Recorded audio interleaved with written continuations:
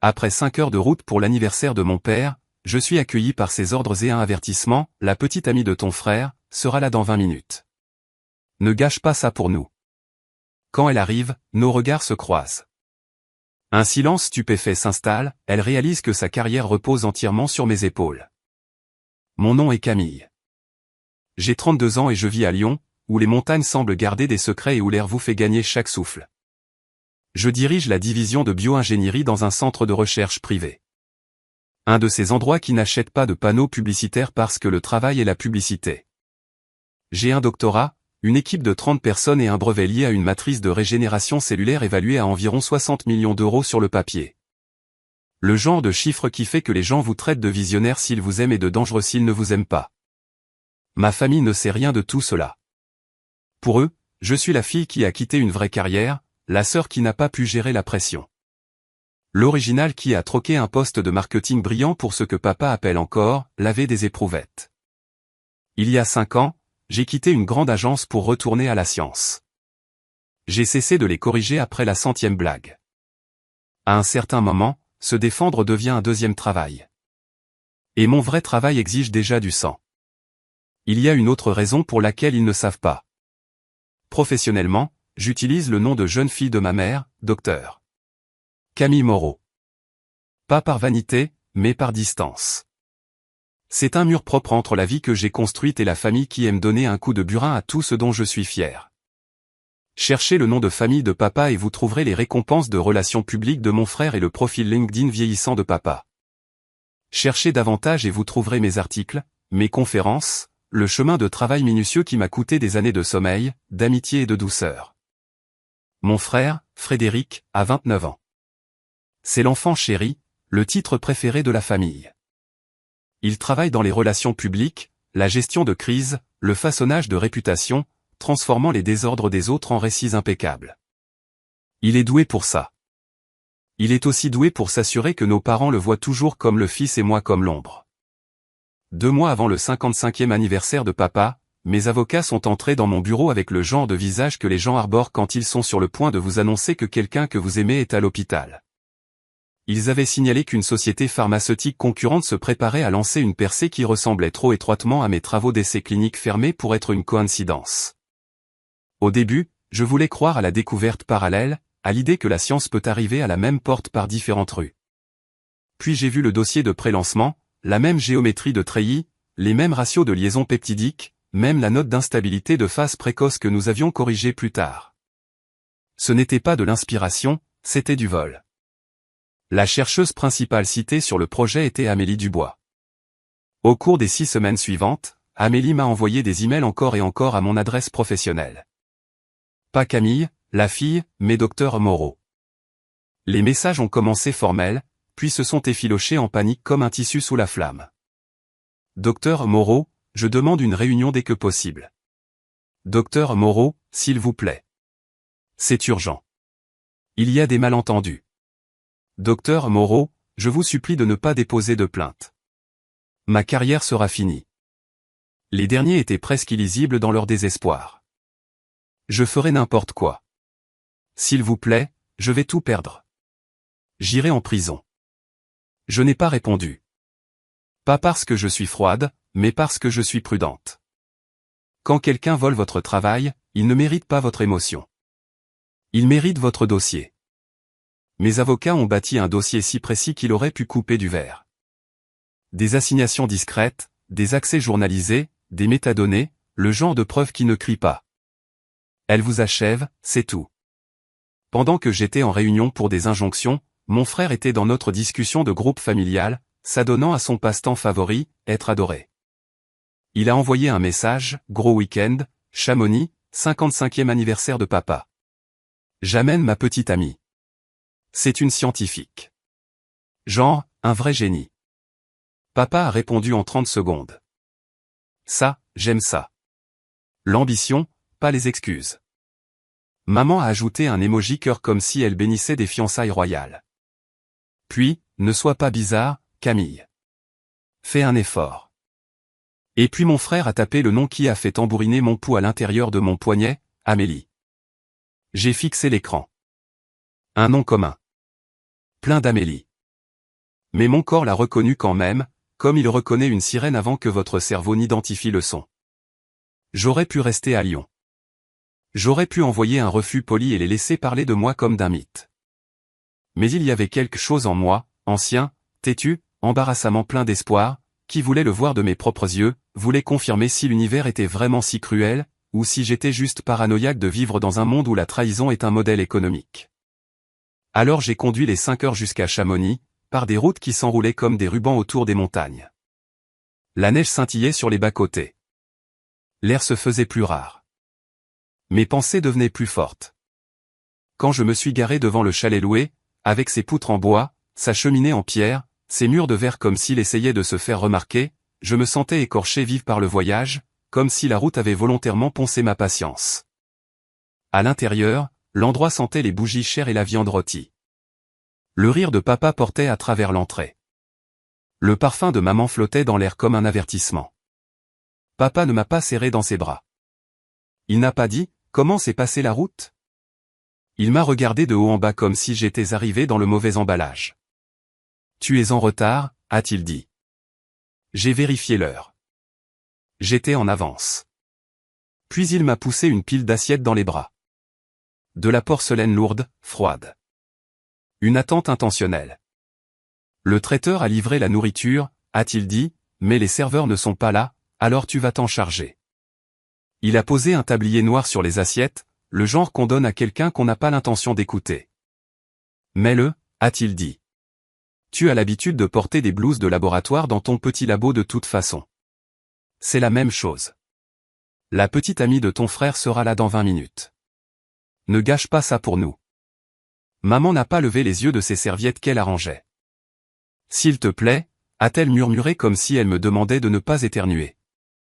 Sois juste agréable ce soir. C'est important pour ton frère. Tout est important pour mon frère. Mes sentiments sont toujours facultatifs. Je n'ai rien dit. C'est l'astuce que ma famille m'a apprise. Le silence est plus sûr que l'honnêteté. J'ai noué le tablier autour de ma taille et pris un plateau parce que mes mains avaient besoin d'une occupation autre que trembler. La sonnette a retenti.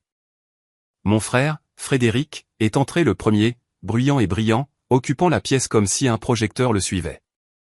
Joyeux anniversaire, papa. Attends de voir ce que j'ai prévu. Puis Amélie est entrée derrière lui. Elle portait un manteau élégant, les cheveux parfaits, le sourire prêt. Elle avait l'air de quelqu'un qui a l'habitude que les regards se tournent vers elle. Puis ses yeux m'ont trouvé. Ce fut immédiat. Le sourire se figea. La couleur de son visage s'évanouit si vite que c'en était presque violent. Son sac glissa de son épaule et tomba au sol avec un léger bruit sourd qui résonnait étrangement comme de la culpabilité. Mon frère se tourna, confus. « Chérie, ça va ?» L'altitude. Amélie déglutit. Sa gorge se noua comme si elle venait d'avaler du verre. « Ça va, dit-elle, mais sa voix était faible. Elle fixa mon tablier comme s'il s'agissait d'un piège, puis de nouveau mon visage et je la regardai être frappé de plein fouet par la réalisation. La femme à qui elle avait envoyé des emails, supplié, négocié, se tenait devant elle, tenant du champagne. Papa serra l'épaule de mon frère. « Amélie, tonna-t-il, ravi. Bienvenue. Il nous dit que tu vas révolutionner la médecine. » Les yeux d'Amélie papillonnèrent vers moi. Elle força un sourire qui n'atteignait pas ses yeux. « C'est gentil, » parvint-elle à dire. Maman leva enfin les yeux, le regard brillant. « Si fière de toi, » dit-elle à mon frère comme si je n'étais pas là. « Tu mérites quelqu'un d'exceptionnel. » Mon frère sourit comme s'il avait gagné un prix. Puis il me jeta un coup d'œil, l'irritation pinçant sa bouche. « Camille, tu aides. » Aide, comme si j'avais été volontaire.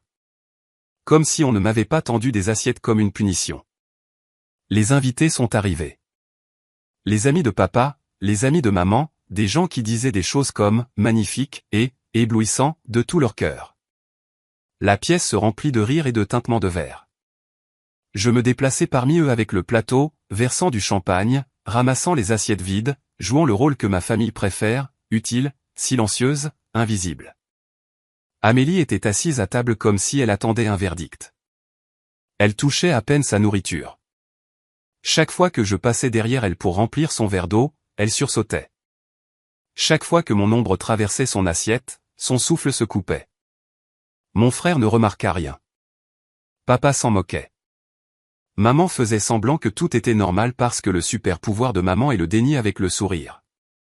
Papa se pencha vers Amélie, se délectant de l'idée d'avoir un génie à sa table. Alors, il a dit, sa voix portait. Parlez-nous de votre projet. Il dit que vous avez une percée. Les doigts d'Amélie se serrèrent autour de sa fourchette. C'est compliqué, dit-elle. Papa fit un geste de la main. Nous pouvons gérer le compliqué. Mon frère rit. Elle est juste modeste. Dis-leur, Amélie, épate-les. Les yeux d'Amélie papillonnèrent vers moi. Une supplication silencieuse, une menace silencieuse. Je gardais mon visage calme. Je continuais à bouger. Dans ma tête, la voix de mon avocat résonnait comme un métronome. N'interviens pas, laisse les preuves parler. Le dîner se transforma en une torture lente et délibérée. Papa et mon frère louaient Amélie comme s'ils investissaient en elle. Mon frère se vantait de sa reconnaissance mondiale et de sa capacité à changer le monde. Et papa acquiesçait comme s'il se voyait déjà sur ses futures photos de presse. Maman souriait comme elle sourit quand elle est près de la gloire reflétée. Et puis papa décida que la pièce avait besoin d'un spectacle. Montre-nous, exigea-t-il, en désignant le sac d'Amélie. Tu as apporté le modèle, n'est-ce pas? Je veux voir à quoi ressemble le génie. Le visage d'Amélie se crispa. Ce n'est pas vraiment, mon frère tendit la main vers son sac quand même. Possessif, fier, ignorant. Il sortit sa tablette comme si c'était un tour de fête et commença à faire défiler. Camille, lança-t-il alors que je posais un plat. Arrête de faire du bruit. Tu la distrais. Je fis un petit son d'excuse et le regardai ouvrir le fichier. Le modèle 3D apparut à l'écran. Une matrice en treillis que j'avais fixée pendant des années, une géométrie si familière que c'était comme voir ma propre écriture sur la lettre d'amour de quelqu'un d'autre, les mêmes courbes, les mêmes sites de liaison, mon brevet habillé de sa palette de couleurs. Les yeux de papa s'écarquillèrent. Maintenant, ça, dit-il impressionné, c'est ce que signifie laisser une trace. Puis il me regarda, toujours debout dans mon tablier, tenant des assiettes sales. Fais attention, Camille, dit-il, assez fort pour tout le monde. C'est comme ça qu'on laisse une trace dans l'histoire, pas en rinçant des verres et en appelant ça de la science. Les invités rirent poliment. Les gens rient toujours quand un homme puissant est cruel. Le rire est une permission tacite. Quelque chose en moi se mit en place. Pas de la rage. La rage est salissante. Pas de la douleur. La douleur est ancienne. C'était de la clarté, nette et précise. J'ai posé les assiettes, j'ai lentement défait le tablier, et je l'ai laissé tomber sur la table à côté du gâteau comme un drapeau qu'on plante. Les bavardages se firent plus rares, les têtes se tournèrent. Le sourire de mon frère vacilla. Les sourcils de papa se froncèrent. Je marchai vers la tablette. Je ne la touchais pas encore. Je regardais juste l'écran, puis Amélie. Elle était pâle, les yeux brillants, respirant superficiellement. Son masque de génie glissait. J'ai parlé avec le ton calme et universitaire que j'utilise quand quelqu'un essaie de m'expliquer mon propre travail. Vous n'avez pas tenu compte de la dégradation des peptides à 40 degrés C, dis-je doucement. Parce que vous avez volé les données de la phase 1 avant que nous ne corrigions l'instabilité de la phase 2. Le silence tomba lourdement comme une porte. Mon frère recula brusquement. De quoi diable parles-tu, lança-t-il. Camille, tais-toi. Le visage de papa se durcit. Camille, assieds-toi. Ne fais pas ça. La voix de maman devint douce et dangereuse. Pas ce soir. Amélie fit un son, à moitié sanglot, à moitié étouffement. Et puis elle craqua. Les larmes se mirent à couler, soudaines et incontrôlables, là, à table. Elle se couvrit le visage de ses mains comme pour se cacher de ce qu'elle avait fait. Mon frère se leva, furieux. Arrête de pleurer, lui siffla-t-il, puis il se tourna vers moi. Tu es jalouse. Tu ne supportes pas ça. Pour une fois, la conversation ne tourne pas autour de tonton passe-temps de laboratoire. Passe-temps, répétai-je doucement. J'ai sorti mon téléphone. Mon frère bondit en avant comme si j'avais tiré une arme. Range ça. Tu filmes? Je lis, dis-je. J'ouvris la chaîne de mai et laissai ma voix porteur. Cher docteur Moreau, lus-je d'une voix calme. Je vous en prie, ne déposez pas de plainte. Je vous supplie. Ma carrière sera finie. Un invité haleta. Un autre se recula, les yeux écarquillés, sentant le sang dans l'eau. Papa cligna des yeux, confus. Docteur Moreau, répéta-t-il comme si le nom ne tenait pas dans sa bouche. Je fis défiler. Docteur Moreau, je ferai n'importe quoi. S'il vous plaît, je vais tout perdre. J'irai en prison. Les épaules d'Amélie tremblaient plus fort. Mon frère me fixa, son visage s'empourprait. Pourquoi elle t'écrit? Qui? Je fouillai dans mon sac, en tirai une carte de visite que je ne leur avais jamais montrée. Je la plaçai devant papa, parfaitement centrée, comme si je posais un scalpel sur un plateau stérile. Docteur Camille Moreau, directrice de la bio-ingénierie. La bouche de papa s'ouvrit, puis se referma. Il fixa la carte comme si elle l'avait insulté. Maman se pencha en avant, plissant les yeux, comme si les lettres pouvaient se réorganiser en quelque chose de plus sûr si elle les fixait assez fort. Mon frère saisit la carte et la lut 2 fois. Sa voix était faible. Ce n'est pas toi. C'est moi, dis-je. C'est moi depuis des années. Papa retrouva enfin sa voix, et elle semblait plus petite que je ne l'avais jamais entendue. Pourquoi ne nous as-tu pas dit? Je le regardais. L'homme qui m'avait tendu des assiettes, l'homme qui avait raillé mon travail devant des étrangers. L'homme qui voulait soudainement le crédit d'une fille qu'il avait traitée comme du personnel. Parce que vous n'avez jamais demandé, dis-je. Mon frère claqua sa main sur la table. Tu dis qu'Amélie t'a volé, demanda-t-il. Qu'est-ce qu'elle est? Une criminelle? Amélie leva la tête, les yeux égarés, le maquillage coulé. Non, s'étouffa elle. J'ai cru pouvoir arranger ça. J'ai essayé. Je n'ai pas élevé la voix. Je n'en avais pas besoin. Mes avocats ont déposé une plainte de 25 millions d'euros ce matin, dis-je. Votre entreprise l'a reçue avant le déjeuner. Le souffle d'Amélie se coupa brusquement. Non, murmura-t-elle. Non, non. Papa se repoussa de la table, en colère maintenant parce que la colère est son seul outil. Le jour de mon anniversaire, aboya-t-il. Tu ferais ça, tu ruinerais cette soirée. Cette soirée, répétai-je, et mon sarcasme fit enfin surface, froid et éclatant. Tu veux dire la soirée où tu m'as fait porter un tablier et servir tes amis pour que tu puisses impressionner une voleuse?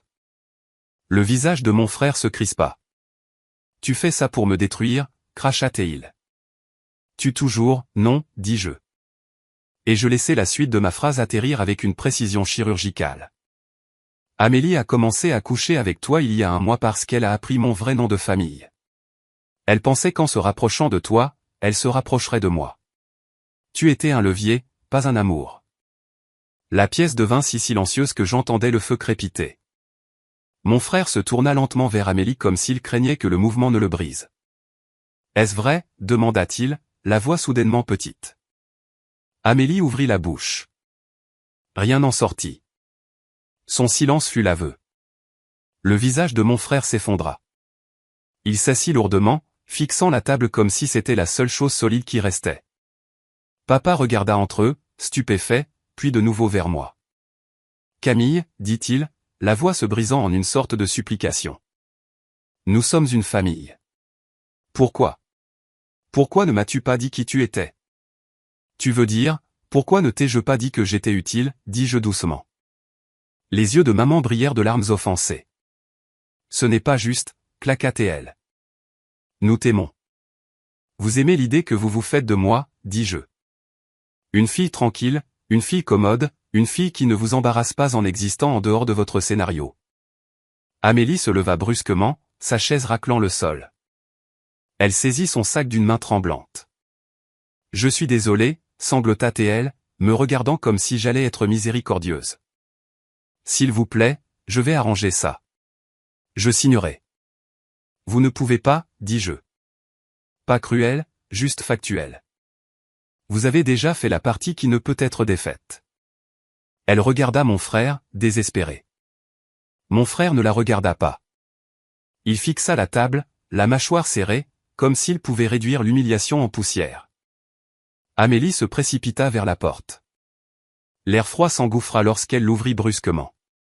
Puis le claquement résonna dans le chalet comme une faim. Pendant un instant, personne ne bougea. Les invités se tortillèrent inconfortablement. Quelqu'un s'éclaircit la gorge. La musique de la fête jouait toujours quelque part, joyeuse et déplacée, comme un mensonge qui n'avait pas reçu le message. Papa finit par parler, mais sa voix, Camille, dit-il, fixant ma carte de visite. Toi, tu es millionnaire. J'ai failli rire. La question était si parfaitement lui. Pas, est-ce que tu vas bien? Pas, qu'est-ce que tu as enduré? Juste, qu'est-ce que cela peut faire pour moi? Je réussis, corrigez-je. L'argent est juste ce que les gens remarquent quand ils ne peuvent rien comprendre d'autre. Maman s'approcha de moi, l'expression cassante. Tu l'as donc caché, accusa-t-elle. À nous. Je l'ai protégé, dis-je.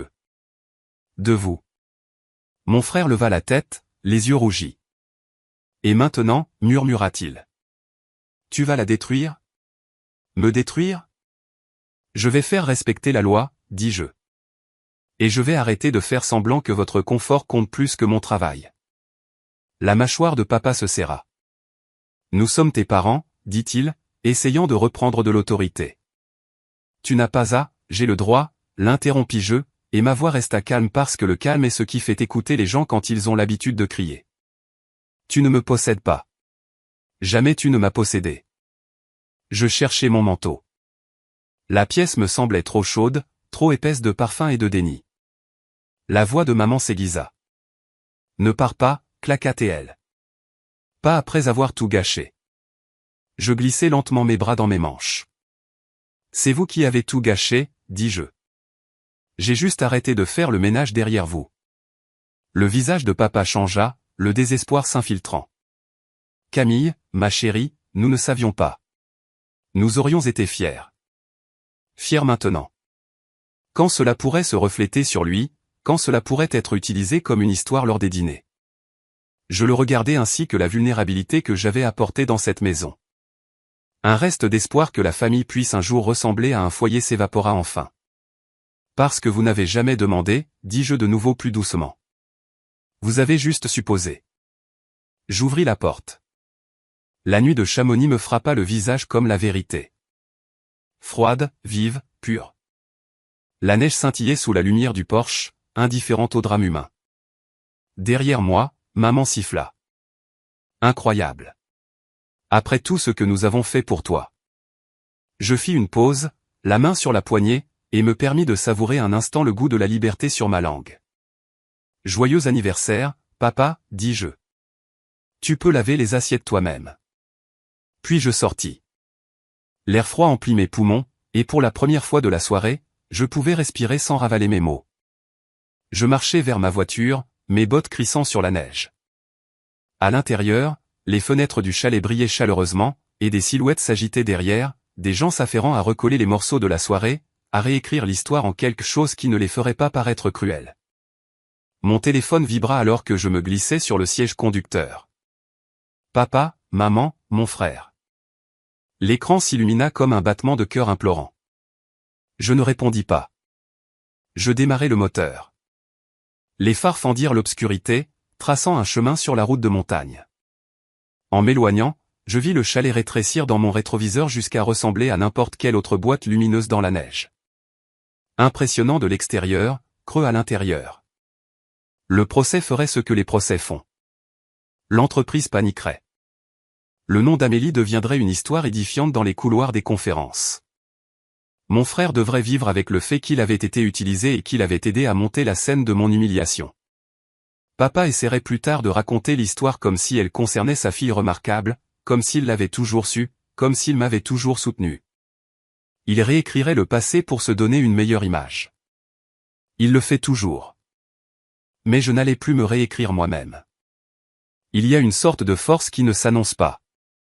Elle attend. Elle observe. Elle garde des preuves. Elle lit son propre nom à son travail et laisse les résultats parler dans des pièces où votre famille n'entrera jamais. Si quelqu'un a décidé que vous ne valez que ce que vous pouvez porter, vous passerez toute votre vie à vous casser le dos pour prouver le contraire. Ne les laissez pas conserver leur vision étriquée. Qu'ils gardent leurs blagues. Qu'ils gardent leur table. Le vrai pouvoir ne mendie pas une place.